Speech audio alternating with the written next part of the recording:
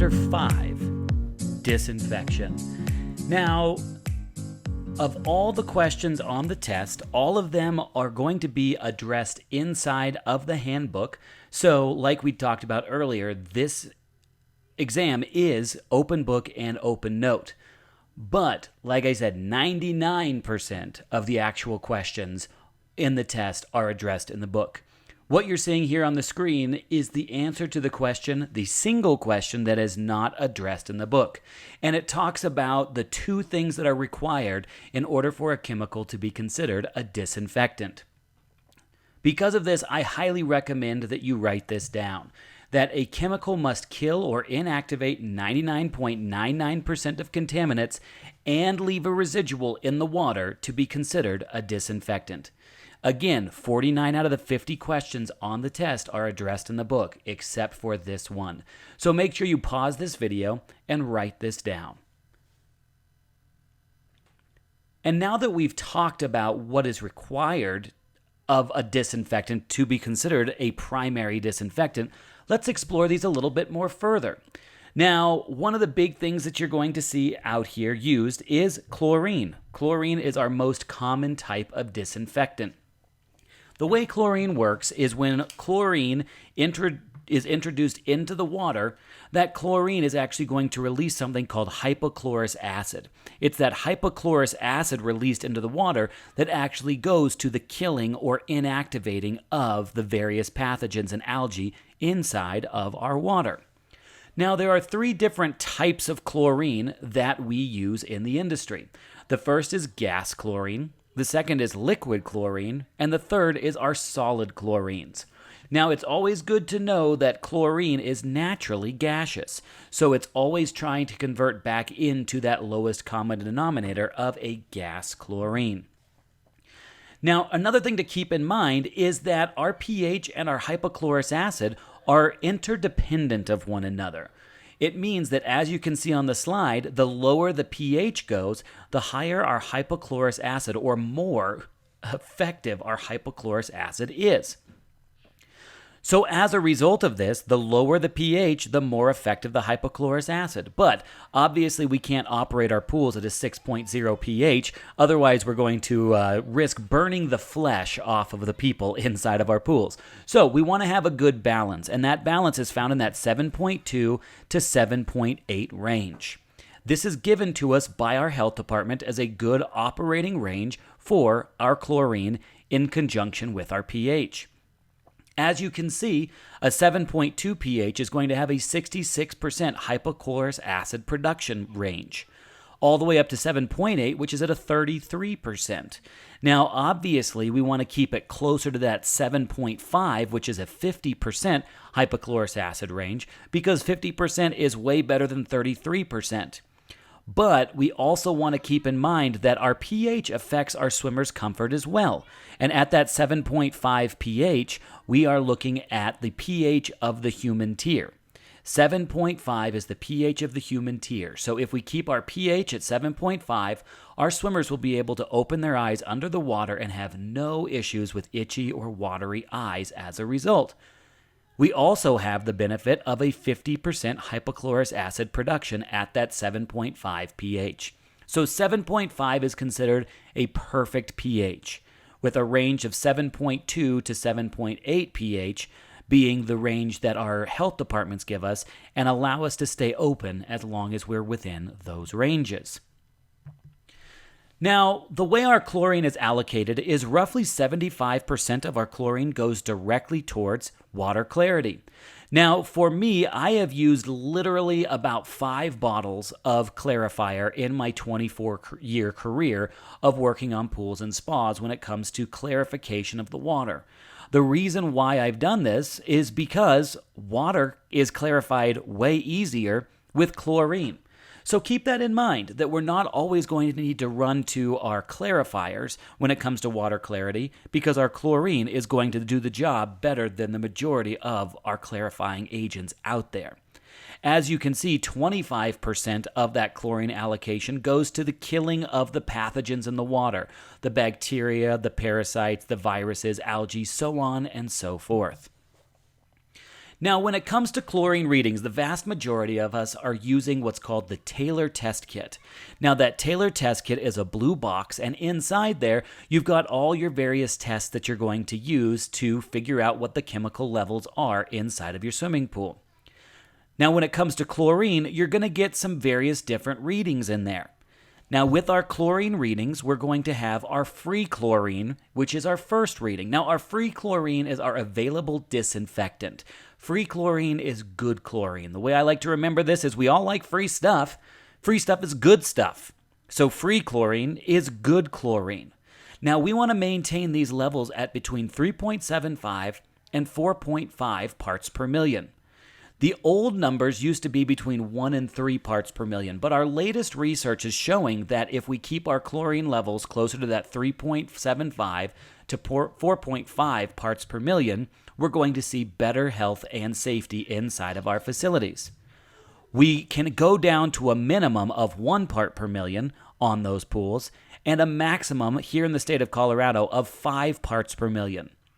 Now, again, you're going to want to check your local and state codes to ensure that you are making sure that your free chlorine is within acceptable parameters for your district, for your city, or for your state, depending on where you're located.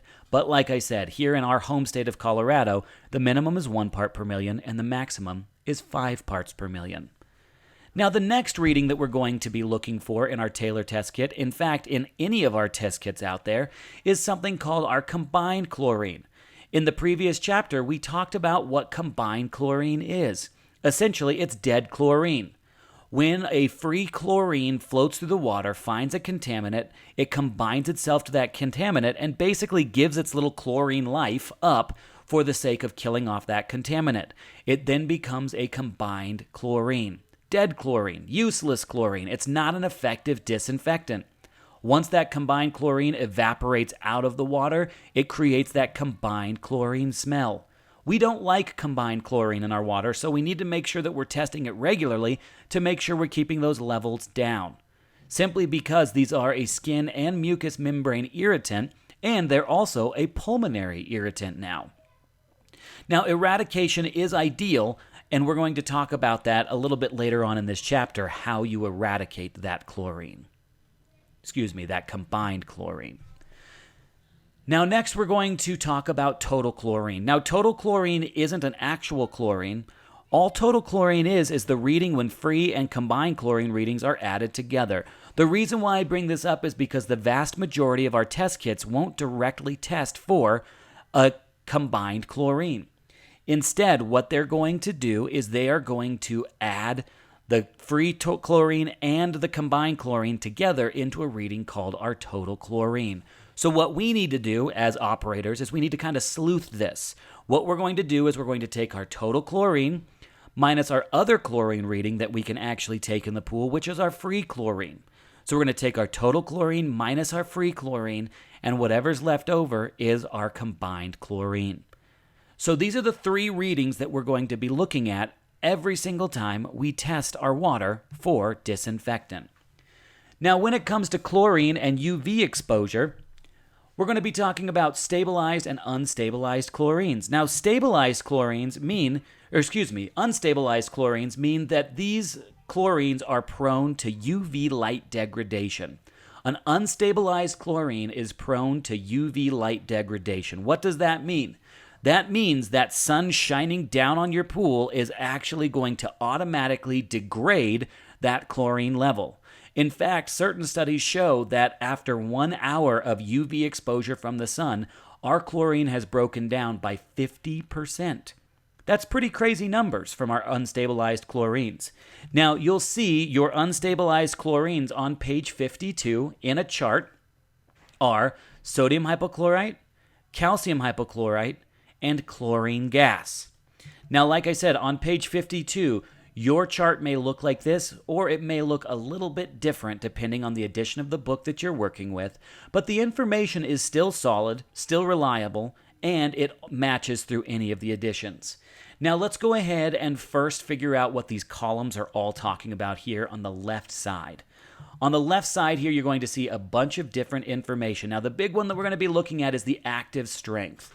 The active strength says that that is the amount of chlorine in the product itself.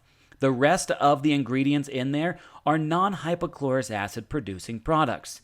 So when we look at the active strength of these chemicals, we'll see that that's the actual amount of chlorine inside for use on killing whatever the pathogens are inside your water. Below that, you're going to see our pH in a 1% solution. Now, here's the thing that I want you all to remember. This is very important that you remember this, that every single time we add chlorine to our water, it's going to affect our pH.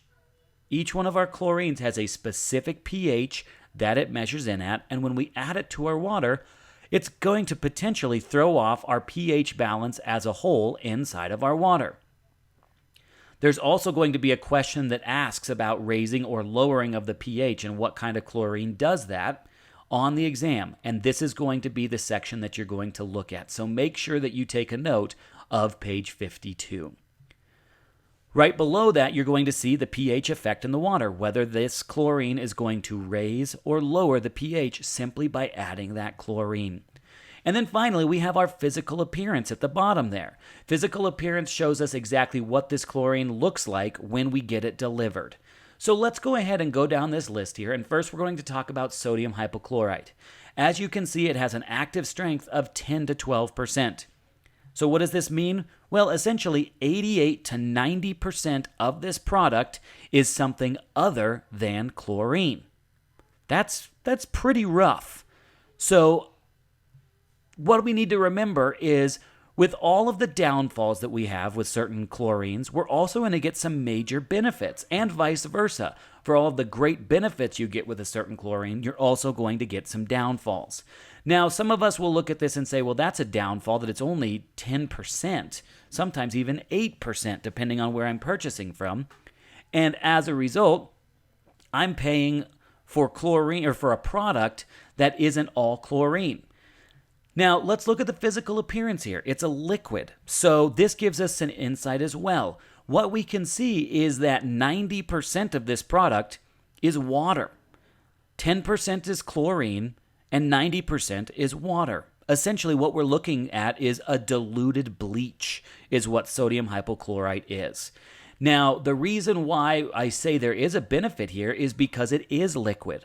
For those of us who are using our automatic feed systems that are using liquid chemicals, you'll be using liquid chlorine inside of those systems.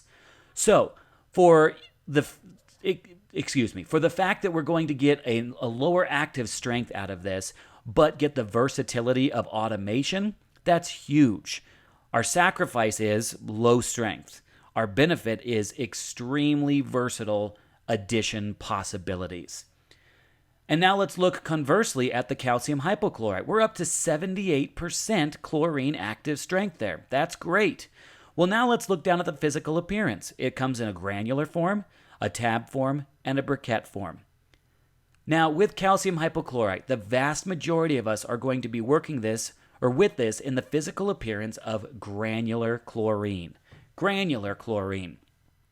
What we need to remember is with granular chlorine, the only way to add this to your pool is to go out by the side of the pool, grab a bucket full of water, get your granular chlorine, pour it into the bucket, stir it up, and then pour it over the deep end of your pool. Now, this works, but what we need to remember is we can never add chemicals into our pool during open hours. We can never add chemicals directly to our pool during open hours. So for those of us who in the middle of the day are going to be testing our pool and we see that our chlorine's low, we can't use calcium hypochlorite in granular form to boost our chlorine levels. So this is where we get the downfall or the sacrifice with calcium hypochlorite. The benefit is that active strength. Now, for some of us, we may be using what's called a pulsar system. With the pulsar system, it uses calcium hypochlorite briquettes. And these briquettes get a little splash of water sprayed over the top of them. That water runs down through the briquettes and then chlorinates the water inside of your pool through this briquette system this way. That's a great system, but it's not available in all regions and it's not widely used. So remember that the majority of the time that we're using calcium hypochlorite, we're using it in the granular form. And as a result, we are hindered from using this and introducing it to the water whenever we want to, simply because we cannot do it while there are people swimming inside of our pools. Next, we have lithium hypochlorite. Lithium hypochlorite is no longer available in the United States. So, with that one, we're just going to pass right over it. Then we're going to talk about our last unstabilized disinfectant or unstabilized chlorine, which is chlorine gas. Now look at these numbers. 100% active strength, a 0 pH. This is pure acid, essentially. And look at our physical appearance. It is gaseous. Chlorine gas is extremely effective at killing everything, including us as operators. So we want to make sure that if we're using gas chlorine, we are being as safe as possible. Now, here in Colorado, there are very, very, very, very few places that are still using gas chlorine simply because of the liability issues that come with gas chlorine. So, to put it into perspective, it only takes 35 parts per million of chlorine gas in a room to essentially and effectively kill a human being. So let's fill a single room. Let's fill the room up that you're sitting in with 1,000,000 marbles. We take out 35 of those marbles and replace those with chlorine gas marbles. That's all it takes inside of that room to kill off a human being. So this is why people are going away from the use of chlorine gas, which we should all be thankful for. Now next, let's talk about our stabilized chlorines. Now stabilized chlorines mean that these chlorines are safe or protected from the effects of UV light degradation. These stabilized chlorines, as you'll see on page 52 on that chart, are trichlor and dichlor. Now, let's talk about stabilized chlorines, because it sounds really good in the outset. But when we get into the gritty details of what's involved with trichlor and dichlor, we might not be as excited about using these. Now, for many years, we used our unstabilized chlorines, and the sun was destroying these things. So, science came up with a solution to add something called cyanuric acid. Now, cyanuric acid will also be known as a stabilizer or a conditioner or a protectant or a sunscreen. There's a bunch of different names that are used to describe cyanuric acid. And the concept is it creates a protective coating or shell around our chlorine that serves as essentially a protectant from UV light degradation. Now, it's really good to have all of the information up front because it's very important that we remember that cyanuric acid doesn't completely protect our chlorine. It only slows down the degradation process by about 3 to 4 times. So it's going to allow your chlorine to last a lot longer in the water, but it's also going to cause a myriad of problems along with it. We want to keep these levels below 10 to 15 parts per million. General consensus out there is 30 to 50 parts per million. But once we talk about the downfalls of cyanuric acid, you'll see why we at Pool Training Academy recommend that we keep those levels below 10 parts per million if we're even using this at all. Now, what's going to happen is as we add cyanuric acid to our water, it's going to begin to trap the effectiveness of our chlorine. Now, the place that we're going to see cyanuric acid used by far the most is going to be in our trichlor 3-inch tablets. Our trichlor 3-inch tablets. Those are the ones that we put inside of our rainbow towers, inside of our pump rooms, that deliver our chlorine through that tower. Now, with this trichlor, essentially what we're doing is not only are we adding chlorine to our water, but we're regularly adding more cyanuric acid to our water as well.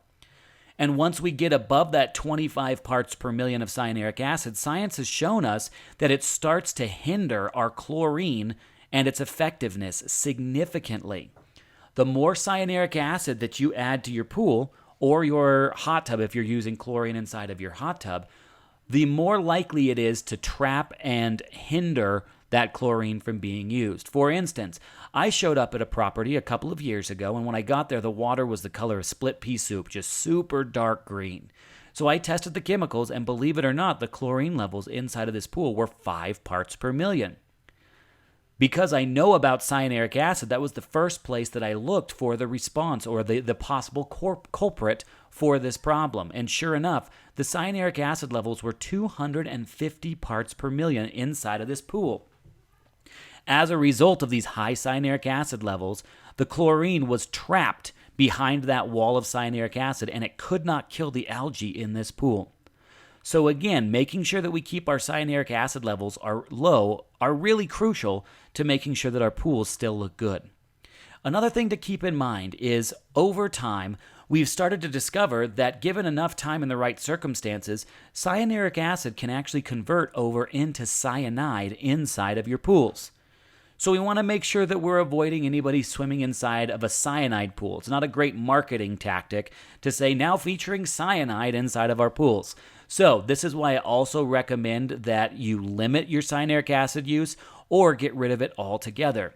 Because the last biggest issue is if I do want to lower my cyanuric acid levels, there's only one scientifically proven method to do that, and that is to drain your pool and completely refill. To drain down and completely refill with new water. So needless to say, I personally am not a huge fan of cyanuric acid. We're starting in the industry to move away towards cyanuric acid, but still the vast majority of sales entities out there are going to try to push you towards cyanuric acid. Now, again, the reason why people like cyanuric acid is because if you look at these trichlor numbers, they're pretty darn high. They're in 99% active strength zone, which is great. But again, like I said, the downfalls that you're getting with using that cyanuric acid is going to be, in my opinion, not worth the active strength numbers on something like this. Now, there's other alternatives for just traditional chlorine, and that's to generate our own chlorine inside of our pools. That's right, chlorine can actually be produced through introducing electrical charges to salt. Chlorine can be produced through introducing electrical charges to salt. This is called electrolysis. And there's two different forms of electrolysis. The first is our inline process, and the second is our brine process. Now, as you can see on the photo here, what we're going to do is we're going to dump a bunch of bags of salt into our pool itself. We churn that up, mix it up, and it runs through our system. And once it hits this little conversion cell here, this is where that electrical charge is introduced, and on the other side, it produces out liquid chlorine, or sodium hypochlorite. That sodium hypochlorite goes out into the pool and starts the disinfection process. Now, a couple of things to keep in mind with this. There's a lot of confusion around salt pools. First and foremost, it's not the salt that's doing the disinfection inside of your pool. It's actually the converted salt into chlorine that's doing the killing inside of that facility. That's one of the biggest things you'll always hear out there is people believe that the salt itself is disinfecting the water, but that's not true. It's the converted salt that's been converted into liquid chlorine that's doing the killing. Another thing you'll hear about this is horror story after horror story about how their salt system destroyed their pool. And I have no question, or I should say I have no qualms with the fact that they probably did get their systems destroyed. But the reason why they got their systems destroyed was not because of a salt system, but because they didn't take the proper precautions to protect their pool from the byproducts and the aftermath that can come from an unmitigated salt swimming pool. What I'm talking about is the addition of something called an inline anode. This is a sacrificial inline anode. And what it does is it protects all of your equipment from salt system degradation. As you can see in the image, inside of this little device is a little disc, and it's made out of copper. This is installed inside of your line, and as water runs through it, it takes all of those harmful total dissolved solids that are created by the salt byproducts, and those total dissolved solid byproducts start attacking that copper disc inside of this anode first and foremost. Over time, you're going to see that anode be literally eaten away, and you're going to have to replace that copper disc over time.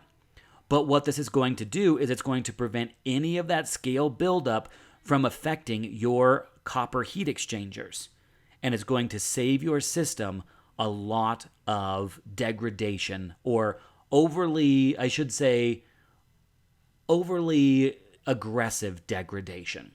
So making sure if you have a salt system that you're adding an inline anode is absolutely crucial for you. Now, the second process that we're looking at is called the brine process or the brine method. Now, what happens is we take a separate tank, we fill it with water and salt, and we mix that all together into creating a brine. That brine is then passed through a conversion cell and dripped out on the other side as a sodium hypochlorite or liquid chlorine into your water. Now, these are just two of the possibilities, like I said, the most popular possibilities when it comes to our salt systems. And as long as you're installing these well, they work really well as in addition to a regular, I should say, as an alternative to a regular or traditional chlorine system. Now, next, let's talk about bromine.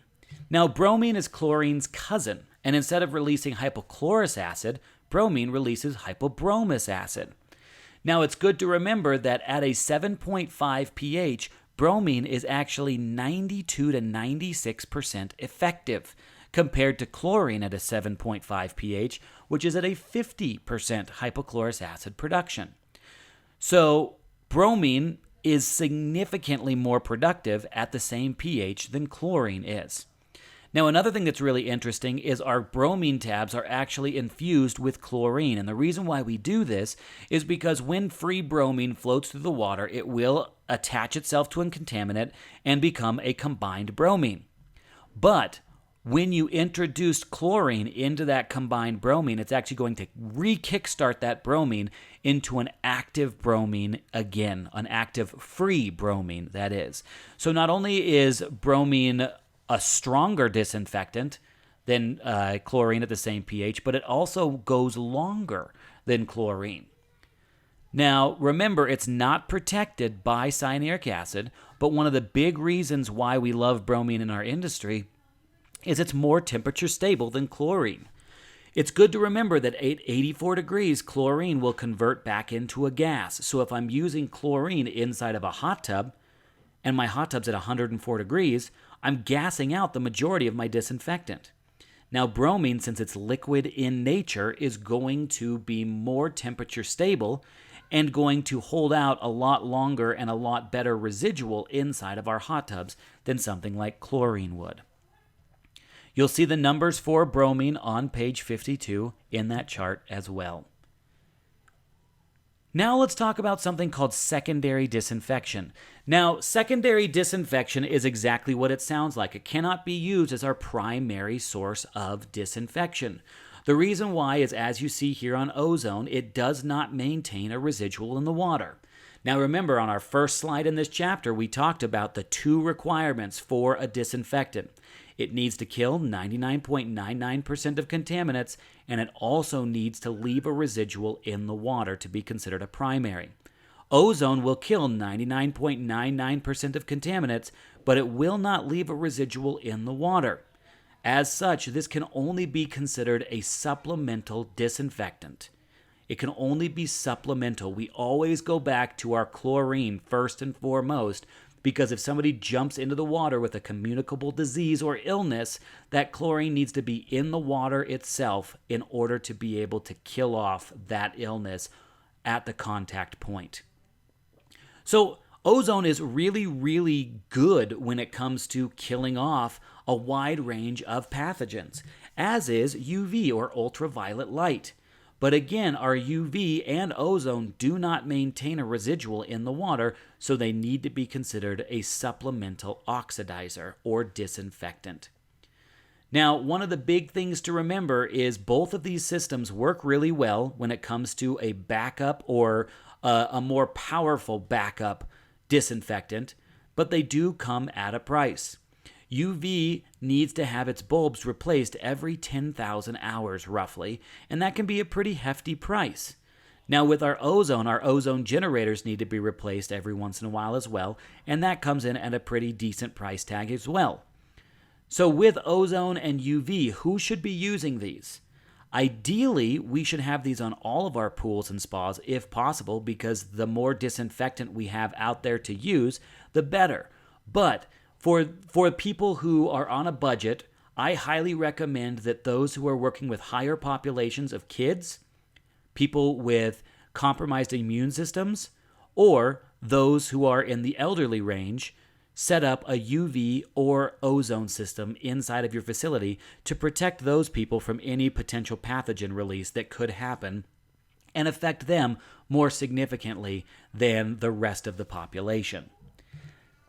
Now, before we move on to chemical adjustment, one last thing that I want to talk about is something that's fairly brand new to the market, and it's called the AOP, or Advanced Oxidation Process.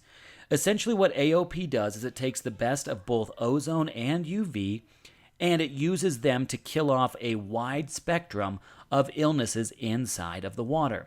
If you want more information on AOP, just do a quick Google search and you'll get all the information that you could possibly need on converting your system over to a supplemental AOP system. Let's talk chemical adjustment. Now that we understand about our chlorine, let's understand how to adjust chemicals in certain situations. So go ahead and turn over to page 6 and 7 in your workbooks. Go ahead and turn over to page 6 and 7 in your workbooks. Now on page 6, you're going to see all of our chemical adjustment increases. All of our chemical adjustment increase rates is what we call these. You'll see our to increase chlorine section, to increase total alkalinity, calcium hardness, so on and so forth. And then over on page 7, you're going to see our 2 example questions. Then you're going to see a long list of our formulas that you can use during this online portion and during the exam itself. And also remember at the very bottom there that our answers must be converted to pounds or gallons. Now, inside the test question, or I should say the formula itself, we do have the conversion section there, but you must remember that all of our answers need to be converted into pounds or gallons. We have those conversion numbers right there in front of you. Converting ounces to pounds, we're going to divide by 16. Converting fluid ounces to gallons, we're going to divide by 128. So let's go ahead, break these down, and work through it together. So you're going to see our first question says that our pool is 55,000 gallons. After testing, your results show your free chlorine is 1 part per million. How much calcium hypochlorite would you need to add to reach 3 parts per million? So it gives us a lot of stuff, and we may be a little bit confused by that. But the good news is the formulas that you find on page 7 are going to walk you through how to adjust this. The way that we adjust our chemicals is we're going to take our pool volume divided by 10,000 times our parts per million change requirement times the chemical addition rate that we're given divided by our conversion. We do that math all the way across and we'll figure out our answer. So in this situation, it's basically just a plug and play. So first, we know that our pool is 55,000 gallons. So go ahead and write that in that section. Next, we see that after testing, our results are 1 part per million, and we need to get to 3. So the difference between 1 and 3 is, you guessed it, 2 parts per million. Now, the question itself tells us what chemical we're using. The answer to that is calcium hypochlorite. So over on page 6, I am going to be looking at my to increase chlorine section. I'm going to find my calcium hypochlorite addition rate, and I'll see it's at 2 ounces. So I am going to plug that 2 ounces into my chemical section. Now, like I said at the beginning, you need to remember that you have to convert all of these. And as we can see, that 2 ounces is a dry measurement. It's a dry measurement. So our conversion rate here is going to be 16. So we are simply going to take 55,000 divided by 10,000 times 2 divided by 16. If you do the math correctly, you should come out to 1.375 pounds. If you had issues with this, again, simply just rewind the video and listen to the explanation again. Now let's move on to our second example question. It says you find your calcium hardness is 65 parts per million in your 75,000 gallon pool. how many pounds of calcium chloride would you need to add to raise the level to 225? Let's do it exactly like we did the first one. First, let's plug in our pool volume, which is 75,000 gallons. Now we need to figure out what our parts per million change is. We want to get up to 225, and we're at 65. The best way to go about this is take 225 minus 65, and whatever you have left over is what your change needs to be. 225 minus 65 gives you 160 parts per million change.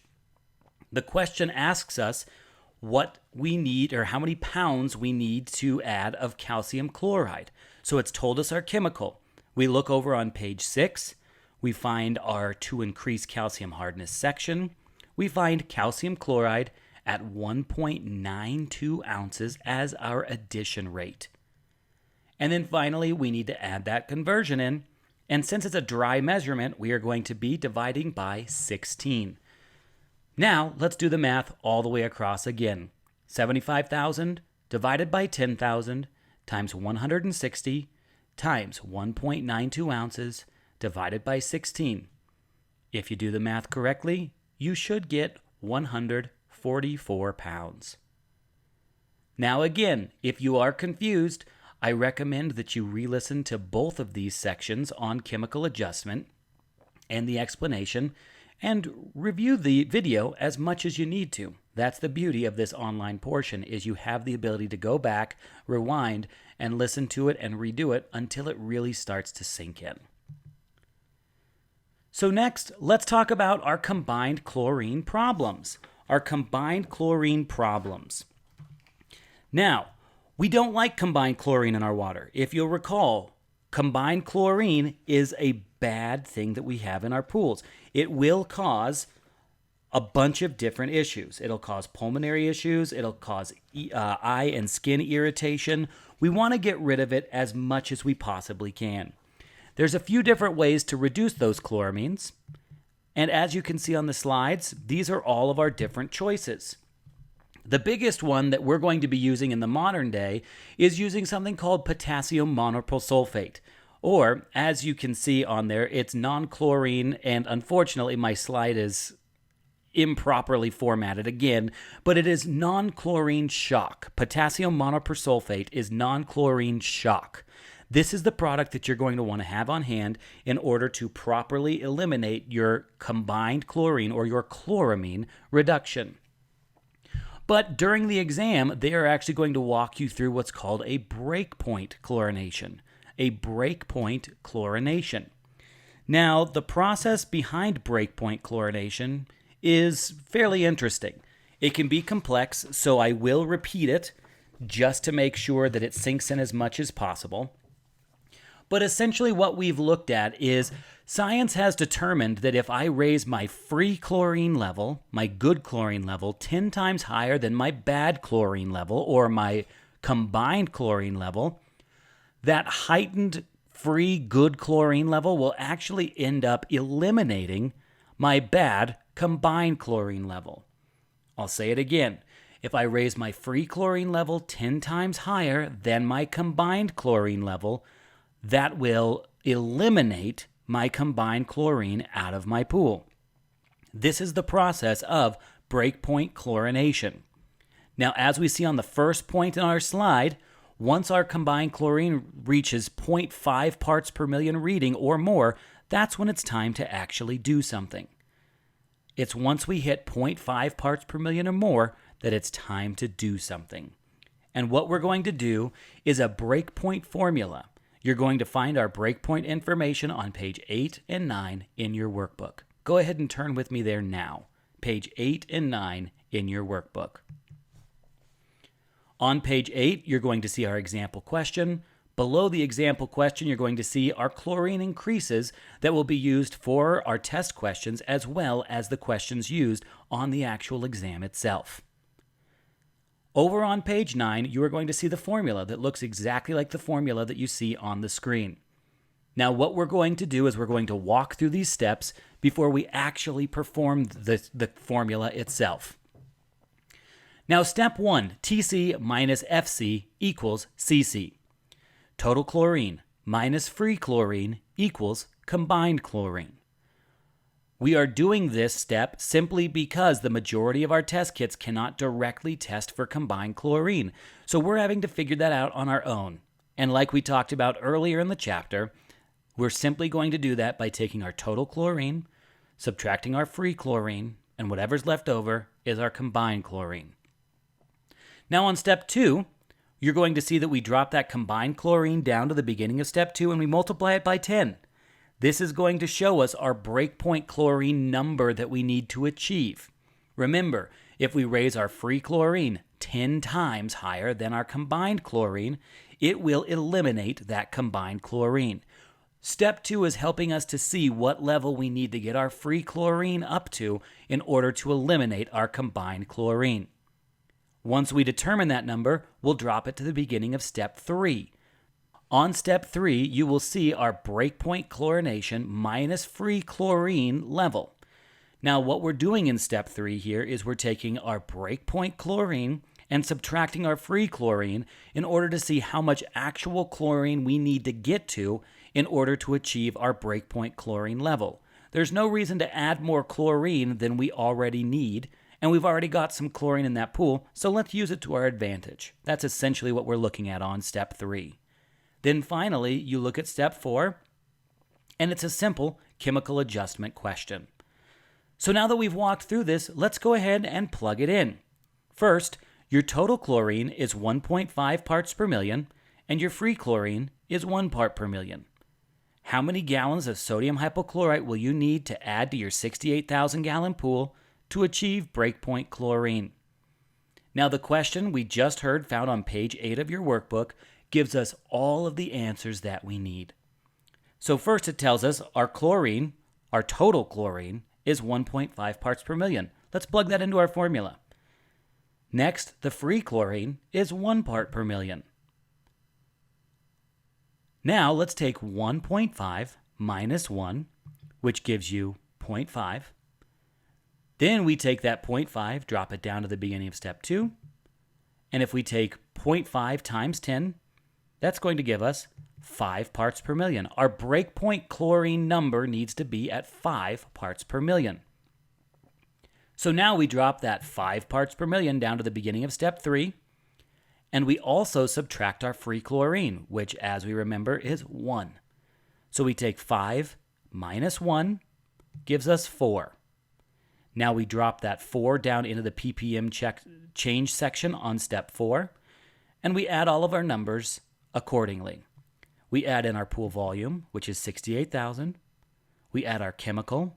If we look on our chemical section over on page 8, we're going to see that this requires a 10.7 fluid ounce conversion. 10.7 fluid ounce addition rate because we are using sodium hypochlorite. Now, I got tripped up on my words conversion because I got the cart ahead of the horse to remind you that this is a fluid ounce. It's a fluid ounce. So if you look on page 9 at the bottom, you're going to see that our conversion rate is 128. Look on the bottom of page 9 and find your conversion, which is 128. So now we are going to take 68,000 divided by 10,000 times 4 times 10.7 divided by 128. And your answer, if you got it correct, should be 2.27 gallons. Again, if you need to rewind and rewatch this as many times as you need, don't hesitate to do so. Chapter 6, Water Balance. Chapter 6. Now, when we hear the words water balance, for those of us who have been in the industry for a while, sometimes you may just think the balance of chlorine and pH and making sure that those are good levels. But in reality, what we're looking at is the correct ratio of mineral content and pH that prevents water from becoming corrosive or scale forming. So essentially what we're looking at is a proper balance of all of the minerals and pH inside of our water to prevent it from becoming either corrosive or scaling. Now, the balance factors that we're going to be discussing in this chapter are pH, total alkalinity, calcium hardness, temperature, and total dissolved solids. So let's go ahead and look at each one of these individually. The first one is going to be pH. Now, pH has the largest impact on our water's balance as well as our user's comfort. Now, as we can see on our scale, at the 0 point, we're acidic. At the 14 point, we're completely basic. This reminds us, hopefully, of our middle school or early high school chemistry classes. Where we're falling is somewhere between the 7.0 and 7.9 section of neutral. We have been given the operating acceptable parameters of a pH between 7.2 and 7.8. Again, our acceptable operational parameters are 7.2 to 7.8. Anything below this could potentially get us shut down. Anything above this could also potentially get us shut down. Now let's zero in a little further towards the ideal range. The ideal range is 7.4 to 7.6. And if we narrow this down even further, we'll see that truly perfect is 7.5, just like we talked about in the previous chapter.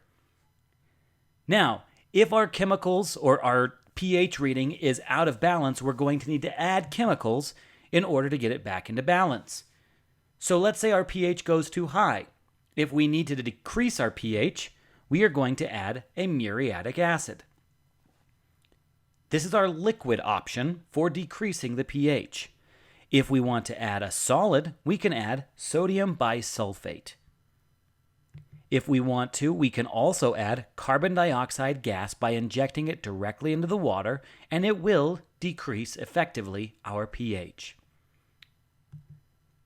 Now, to increase pH, you are going to be using soda ash, which is a dry chemical. If you're using a liquid feed system, you can use sodium hydroxide. You also have the options of using borates or air if you are using a gas system. That's right, soda ash, sodium hydroxide, borates, and injecting simple air into your pool will increase your pH. It's called oxygenation is the process for increasing pH by using air. Now remember, we can add these acids and bases directly to the pool as long as that pool is closed and remains so until the chemicals are completely dissolved and dispersed. Until the chemicals are completely dissolved and dispersed.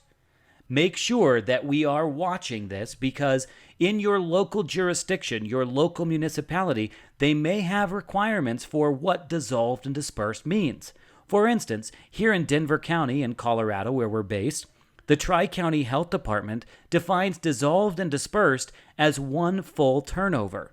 And if we remember from earlier in the class, one full turnover equals 6 hours of time. So with that, it's good for us to maybe think about switching our chemical addition times from early in the morning before the pool closes to later on at night after the pool is closed to allow that 6-hour turnover rate to properly dissolve and disperse according to your local health department requirements. But remember, you can only add them directly to the pool as long as the pool is closed and there's nobody in it. Total alkalinity. Now, total alkalinity is essentially a buffer for our pH. As long as our alkalinity is in order, our pH will be a lot more pliable, a lot more able to bend to our desires. So as long as our alkalinity is in line, pH is going to obey our rules a little bit more. Now, what are those parameters looking like? Well, ideally, we want to have an alkalinity that's between 80 and 120 parts per million. 80 to 120 parts per million. Now, if we go low on our alkalinity scale, we're going to experience something called pH bounce. If we're approaching levels below 60 parts per million, we're going to notice that every single time we test our pH, it's going to be out of whack. First time it's going to be 7.2, next time we test it is going to be 7.5, next time we test it, it'll be 7.1, all over the place with pH bounce. Now, conversely, on the high side, if we start reaching numbers around 180 parts per million, we'll experience something called pH lock. Now, pH lock is a concept where as your alkalinity rises, so does your pH. And you won't be able to lower that pH until you address your alkalinity problems.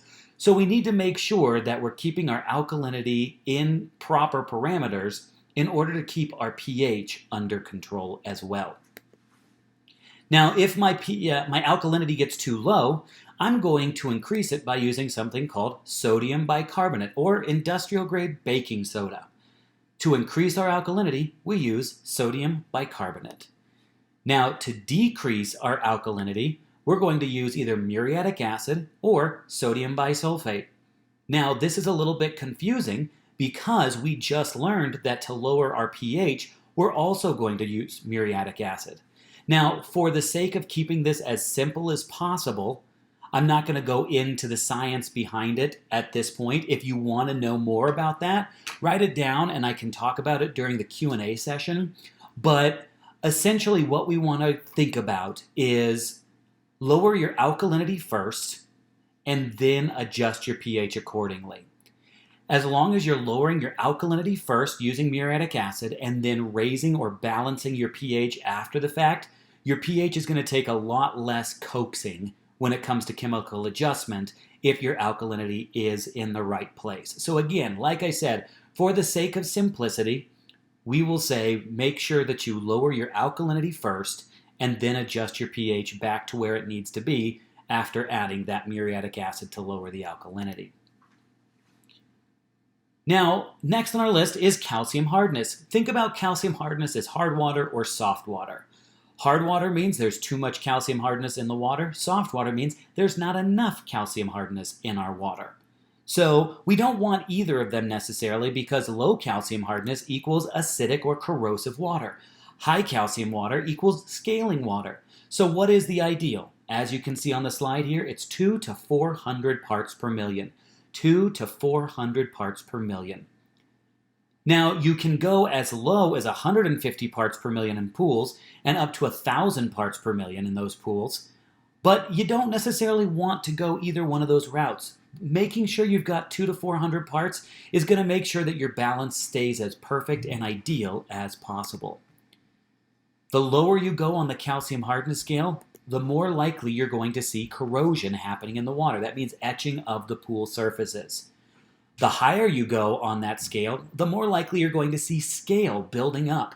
Now, a lot of times this scale doesn't just look like chalk, like we normally see with scaling. Instead, what it's going to do is it's going to adhere itself to the surface of your pool, and sometimes we'll make almost little harsh pinpoints of calcium buildup, almost like little stalactites growing on the side of your pool, and when you brush up against it, it can be extremely abrasive to the skin. So again, making sure that we're in good balance is absolutely crucial. Now, one last point about calcium hardness levels. With our hot tubs, we're actually looking to be between about 150 and 250 parts per million. The reason behind this is because calcium loves cold water, and it doesn't really work well to have higher calcium levels in warm water. The reason why is because calcium in warm water tends to deposit a lot more easily. So making sure that we keep those levels low in our hot tubs between 150 and 250 is going to prevent any sort of mass scale depositing going on in there. Now, to raise your calcium levels, you're going to simply add what we did earlier in the chemical adjustment section, and we're going to add 77% calcium chloride. To increase your calcium hardness, you're going to add 77% calcium chloride. It's that Dow flake. Dow flake allows it to go into a solution a lot faster. Now, to decrease your calcium hardness, it's really difficult. It's really difficult, time-consuming, and most importantly, very expensive. So the best way to decrease your calcium hardness instead of using something like an industrial-grade softener is to simply replace your water. Once your calcium levels get to the point where they're too high, you can simply dump and refill with new, fresh water, and that should lower your calcium hardness levels. Now let's talk about temperature. With temperature, ideally you're going to see in the book that temperature, and excuse my slide because for some reason it went crazy on me. You're going to see ideally we're looking at 80 degrees according to the book. Now personally, I think that is frigid cold water. I prefer something around, say, 85 degrees. But the book does remind us that for every 1 degree over 80, energy costs are going to increase approximately 10%. Now here's something that I want you to consider though, is when it comes to our overall water balance, temperature plays a really small part of that. So small in fact that I highly recommend that instead of going off of a balance factor, instead give your swimmers, your guests, the temperature that they're looking for. If they want to swim in an 85 degree pool, give them an 85 degree pool. Yes, this will increase your energy costs, but as long as you can build that into the mass cost of the patronage of your facility, people aren't going to notice that cost raise, and they're also going to be very, very thankful that you have a pool that they're willing to swim in and able to swim in because it's warm enough. So again, like I said, this really comes down to a marketing tactic more so than an actual scientific balance. So give your swimmers what they want, and they'll thank you for it in reviews on TripAdvisor, Yelp, whatever it may be. Now let's talk about total dissolved solids. Now, total dissolved solids are the total weight of all soluble matter in the water. This comes from things like bather waste, whether it's sweat, urine, feces, whatever it may be coming off of people's bodies, disinfectant byproducts, specialty chemicals, algicides, dirt and debris, anything that was once a physical matter that fell into your water and dissolved to the point where we can no longer see it is part of this TDS measurement. We also call this the age of our pool simply because as time goes on, our evaporation process is going to take the pure water and it's going to leave our solids behind. So over time, you're going to notice this buildup of TDS, or total dissolved solids, causes a tired look inside of your water. It may not look cloudy, it won't look hazy, it just looks dull. It doesn't sparkle the way that it used to. In fact, high TDS levels can also lead to a very unpleasant salty taste. Now, thankfully, we don't have to go off of a taste test to see how high our TDS levels are. You can go to your local supplier or jump online with some supplier like Amazon even and buy a fairly affordable TDS meter. In fact, I highly recommend that this be part of the arsenal of your tools for understanding the health of your swimming pool. So making sure we keep those high TDS levels down is absolutely crucial. So ideally, what we want to see inside of our swimming pools is no higher than 1,000 parts per million over our starting number. The way you get that starting TDS, well, there's a couple of possibilities to do this. Possibility number one is once you fill up that pool initially, you check that TDS. Whatever that TDS reads, that is your starting TDS. Now, if you've come into a property that already has a full pool, you can't really figure out by dipping inside the pool what that starting TDS is because the water's been in there for a while. So instead, what you're going to want to do is make sure that you check your tap water. Tap water is going to give you a great insight into what your starting TDS was when that pool first filled. So now that we have that number, we're looking to go 1,000 parts per million over that starting number. And once it goes 1,000 parts per million above that, we're going to dump and refill our water with fresh, good, crystal clear water. With hot tubs, we're looking at 1,500 parts per million over start. Now for us at our fitness centers, these are going to raise in our spas up to that 1,500 parts per million on a busy day, a Friday, a Saturday, because the plain and simple fact is when people get into our hot tubs, they're shedding off everything that they bring in there because they're sweating it out, they're urinating. Again, I don't mean to be graphic, but this is just the reality, especially at those fitness centers. Now, it's also not an implication that you as maintenance personnel at these properties are doing a bad job. By no means is that the case. What we're looking at is that our bathers are not taking proactivity in mind and instead are just allowing all of that to spread out into the general masses inside of that hot tub.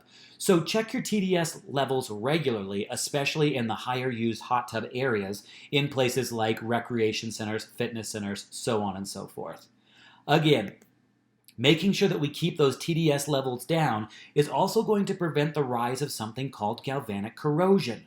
Now, you might want to write this down as I talk about it. This first point is galvanic corrosion is signaled by a discoloration of metal parts in the water. Again, I highly recommend that you write that one down. It's signaled by discoloration of metal parts in the water. If you want to see a great example of this, look inside your handbook at page 68, and you'll see a picture of a blackened ladder on there.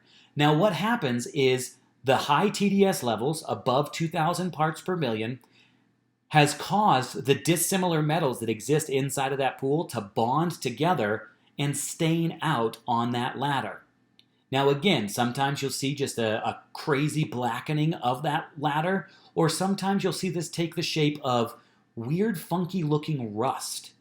So we really don't want either of those colors inside of our pool. Instead, we just want to make sure that we are keeping our total dissolved solids as low as we possibly can. Now, all of these readings lead up to us being able to understand what our saturation index is.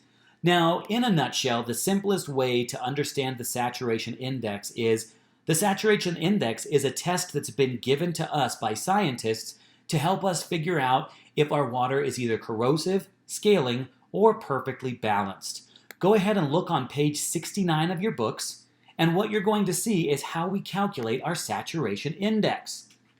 The way that we calculate this saturation index, as you can see on our slides, is we're going to test our pH, and then we're going to add a temperature factor that represents our actual temperature.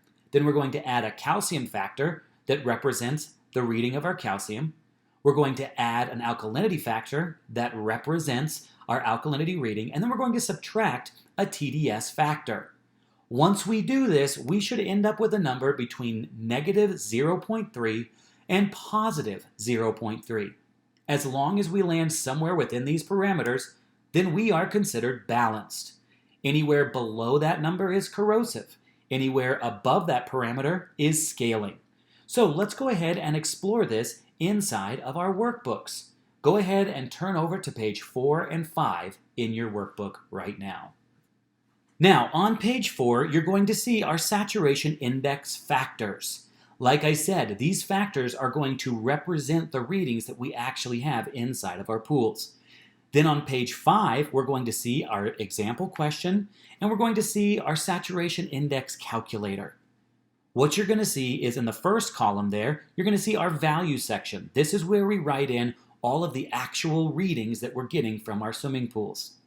The next column is going to be our factors section.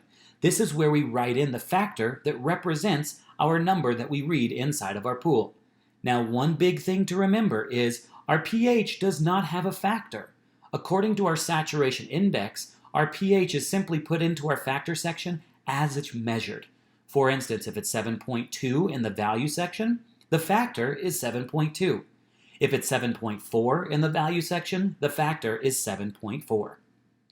Now let's go ahead and read our question, and as I read the question, I would like for you to fill in the value section as we go. It says, after a complete test of your 175,000 gallon pool, you find that your temperature is 84 degrees, your pH is 7.8, your calcium hardness is 250 parts per million, your total alkalinity is 125 parts per million, and your total dissolved solids are 800 parts per million. What is your saturation index? So now that we have all of our values filled in, let's figure out our corresponding factors. For our pH, we already know what this factor is because our pH is as measured. So we take that 7.8 and we simply shift it over to our factor as 7.8. Now, every other number on our chart is going to have a factor that represents our actual number. That factor can be found on page 4 of your workbook. So first, let's check our temperature. Our actual temperature is 84 degrees. I go over to the temperature factor in my workbook. I hover down to 84 degrees. And I find in the darkened section that my factor for that 84 degrees is 0.7. So I'm going to plug into my factor section 0.7. With my calcium hardness, I'm going to do the exact same thing. I'm going to look for 250 parts per million, and then I'm going to notice that that 250 parts per million has a 2.0 factor. With my alkalinity, I find 125 parts per million in my lighter side, and my darkened portion, my factor side, says that the factor for that alkalinity is 2.1. So now we're going to add those factors all together. We're going to take 7.8 plus 0.7 plus 2.0 plus 2.1. And that's going to give us a subtotal of 12.6. Now we still have our TDS factor. Now if you look at the bottom of page 4 on your workbook, you're going to see our TDS factors. If your TDS is less than 1,000 parts per million, you're going to put a negative 12.1 in that section. If it's greater than 1,000 parts per million, you're going to put a negative 12.2. Now, as we can see, 800 is less than 1,000, so we're going to be putting a negative 12.1 in that section.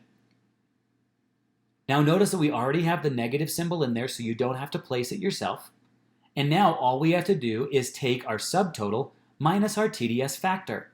So we take 12.6 and subtract 12.1, which leaves us with a remaining positive 0.5. Now we need to ask ourselves, are we scaling, are we corrosive, or are we balanced? Now if we remember that we need to fall somewhere in between negative 0.3 and positive 0.3, we can find that this saturation index indicates that we are in fact scaling. Now what I can look at here is that my pH is very high. So I can remember that it has the greatest impact on my overall balance. So I'm going to attack that pH first and foremost.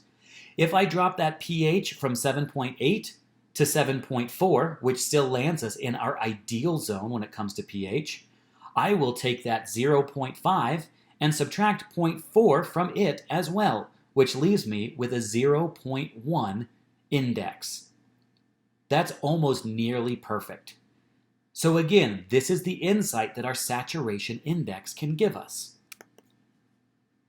Don't forget to write down any questions that you have in this chapter so we can go over it during the Q&A period.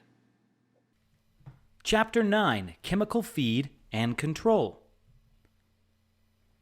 Now, one of the big things to remember that we touched on earlier is when you're adding chemicals to your pool physically, make sure that you never grab a bucket, put chemicals in, and then add water to that bucket.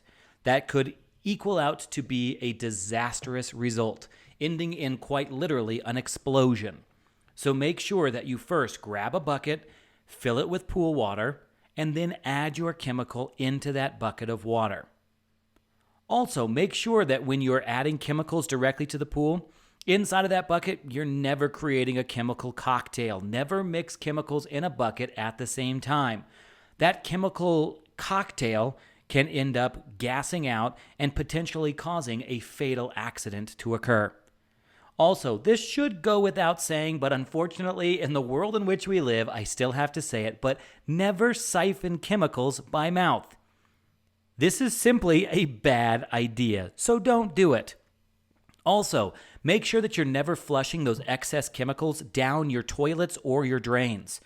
The EPA, I swear, has somebody down inside the sewers watching for when we do this, and they will be able to find you, and they won't hesitate to slap a hefty fine on a property for doing that. Also, when possible, make sure that you're always using a clean scoop for each one of your chemicals. Make sure that you're segregating those to each one of those chemicals so you don't have any cross-contamination issues. Another big deal is to make sure that your chemicals stay in their original containers. Now, I get it. Trust me, I understand this. We don't want to keep those bags of soda ash, for instance, just sitting around because they are made out of paper, the bags themselves. When they sit in our damp environments, those bags tend to go bad, so we want to put those inside a bucket of some sort. You are allowed to do that, but whatever you do, make sure that you're not just dumping that chemical from the bag into an unmarked Home Depot bucket or an old chlorine bucket. Instead, what you need to do is you need to grab the entire bag with the chemical inside it and put the bag and chemical inside the bucket itself. Failure to do this can actually result in what's called a potential terrorist threat, a threat to U.S. national security. I know it sounds way overboard, but because of terroristic attacks that have happened in the past, they no longer see this as just a minor flub. It's become a fairly big issue. So make sure that when you're protecting those chemicals, you're putting the entire bag with the chemicals inside the bag in the bucket. Always a great idea to cover your chemicals as well. You don't want any of those chemicals gassing out and causing horrific corrosion inside your facility or getting inside of your lungs as well. Now, if there ever is a spill, make sure that you jump directly to your SDS sheet. Some of you may remember these as the MSDS, but now all manufacturers have formally moved over to the SDS instead. So make sure that you are cleaning the spills according to what your SDS sheet indicates. Now, we've already talked about the addition by dilution. This is where you add that chemical to a bucket of water, not vice versa. Make sure you're stirring with a non-combustible material and never your hand.